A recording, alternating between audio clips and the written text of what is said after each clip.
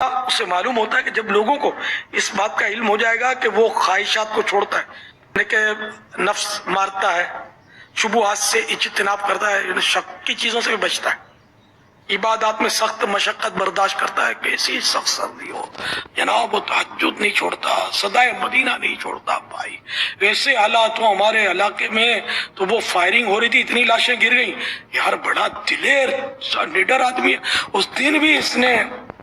وہ صدائے مدینہ لگائی تھی، حالانکہ وہ رات کو سناٹا ایسا کہ وہ سرکاری لائٹنگ بھی نہیں تھی، بجلیاں بھی بند تھی، لیکن یہ مرد کا بچہ جو تھا یہ صدائے مدینہ لگا رہا تھا۔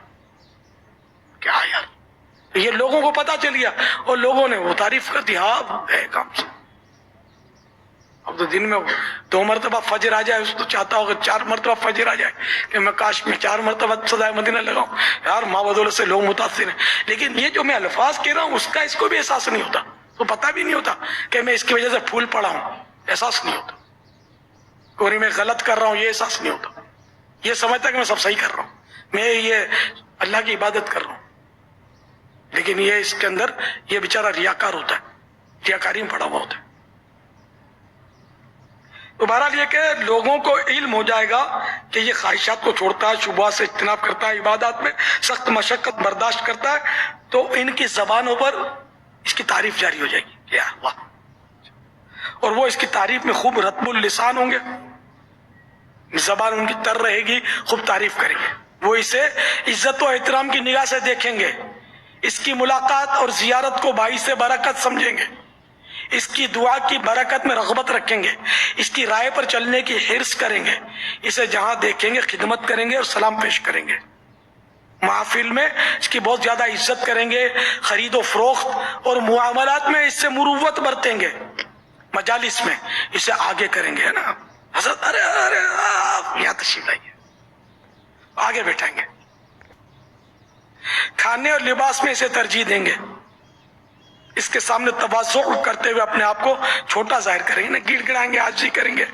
اور اس کے کاموں میں اس کی عزت کرتے ہوئے جھک جائیں گے۔ اس طرح نفس کو بہت زیادہ لذت حاصل ہوتی ہے، اور یہ سب سے بڑی لذت ہے، یہ تمام خواہشات پر غالب ہے۔ اس طرح گناہوں کو چھوڑنا اسے معمولی بات معلوم ہوتی ہے، اور عبادت پر دوام کی سختی، یعنی عبادت پر استقامت کی شدت اس کو نرمی بن جاتی ہے اس کے لیے، کیونکہ وہ باطنی طور پر لذتوں کی لذت اور تمام شہوات سے بڑی شہوت کا ادراک کر لیتا ہے، اس کو پا لیتا ہے، سمجھ جاتا ہے اس کو۔ اب شیطان جو اس کو اس طرح گھماتا ہے، اس کو بیوقوف بناتا ہے کہ وہ سمجھتا ہے کہ میری زندگی اللہ تعالیٰ کے لیے اور اس کی مرضی کے مطابق گزر رہی ہے، حالانکہ اس کی زندگی اس پوشیدہ خواہش کے تحت گزرتی ہے، جس کے ادراک سے نہایت مضبوط عقلیں بھی عاجز ہیں۔ وہ سمجھتا ہے کہ وہ عبادت خداوندی میں مخلص ہے اور اللہ تعالیٰ کے محارم سے اجتناب کرنے والا ہے، گناہوں سے بچنے والا ہے اور عبادت میں مخلص ہے، وہ یہ سمجھتا ہے، لیکن اصل وجہ اللہ تعالیٰ کی رضا نہیں ہوتی، بلکہ غیر محسوس طریقے پر وہ لوگوں کی عزت جو ہے نا، اس کی لذت کی وجہ سے وہ ایسا کر رہا ہوتا ہے، جو سب لذتوں کی بھی لذتوں کا بھی سردار ہے۔ حالانکہ بندوں کے سامنے زینت اور تصنع یعنی بناوٹ کے لیے نفس نے اس خواہش کو چھپا رکھا ہے، اسے جو عزت و وقار ملتا ہے اس پر وہ خوش ہوتا ہے۔ اس طرح عبادات اور عمدہ اعمال کا ثواب ضائع ہو جاتا ہے، اور اس کا نام منافقوں کی فہرست میں لکھا جاتا ہے، اور وہ سمجھتا ہے کہ اسے اللہ تعالیٰ کا قرب حاصل ہے۔ کیا ہوگا اس میں؟ میرے ایسا آدمی تو بچ ہی نہیں سکتا، بہت مشکل ہے، اللہ بچائے، اللہ بس ایمان پر خاتمہ کر دے۔ اس سے بچنے کی ایک ہی صورت ہے، بس گنبد خضرا کے زیر سایہ جلوہ محبوب میں شہادت مل جائے، بقیع مدفن بن جائے، ایمان لے کر قبر میں سما جائیں تو ہی بچت نظر آتی ہے، ورنہ یقین مانے میرے ایسا آدمی تو یوں ہاتھ باندھتے کھڑے، دیکھ کر آنسو بہا رہے ہیں، گڑ گڑا رہے ہیں، دعا کے لیے عرض کر رہے ہیں، مدنی بہاریں سنا رہے ہیں، خوابیں سنا رہے ہیں، میں بھاگ کر کہاں جاؤں، مدینے میں آقا کے قدموں کے سوا مجھے کہیں پناہ نہیں، میں تو اتنا مطلب یعنی کہ اس معاملے یہ بولنا بھی میرا جو ہے نا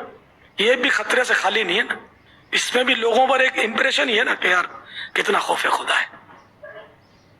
میں یہ بولتا ہوں کہ کوئی تنگ گلی بھی نہیں ملتی کہ جس میں آدمی بھاگ کر اپنا وہ جان بچا لے. ہر طرف سے گھیرا, بالکل تنگ کیا وہ دل کے وہ عملے کو, تو اس میں اس نے کہا کہ آپ دعا فرمائے کہ میرا نام نکل آئے. تو میں نے اس کو چھوٹتے ہوئے اس طرح کہا کہ میں دعا کروں کہ کسی کا نام نہ آئے, صرف آپ کا